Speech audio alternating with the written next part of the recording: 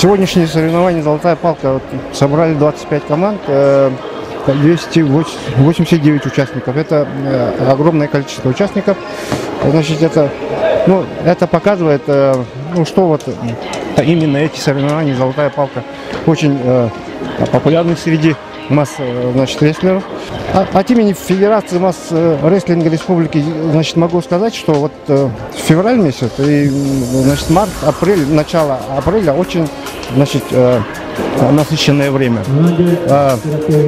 Проводятся где-то около 20 соревнований в различных улусах. И апогеем будут 19-е игры Манчары в селе Чурапча, в Чурапчинском улусе.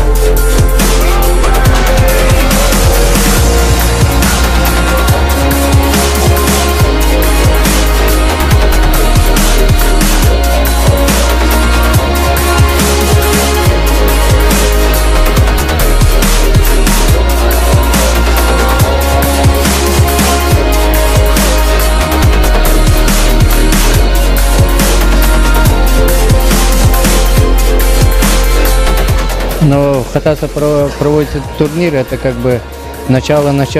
Раньше Комисмас и «Золотая палка», это еще до зарождения новых правил проводил в Якутском государственном университете. Это соревнование началось с общежития того университета и до сих пор проводит. И потому это самый апогей, самый значимый, самый такой авторитетный турнир, если посмотреть историю. Значимость этого турнира этого года, через месяц будет отборочные к играм Манчары, чемпионат республики, и потому игры Манчары этого года, и потому состав такой по всем возрастам, особенно мужчины, очень такой разношерстный, есть именитые, особенно по ветеранам, если параллельно два помоста, в одном помосте 20-летняя история масс-рестлинга, начиная Анатолий Баевич, Афанасий Савин, Андреевнов, но каждое имя ветерана отдельная страница развития масс-рестлинга в нашей республике. А среди молодежи это всего лишь второй турнир этого года. Таким весовой категории среди мужчин по 6 весовым категориям в этом году проводилось только одно соревнование – Кубок Мегенцев, Мегена Кангаласком улусе. И это всего лишь второй турнир.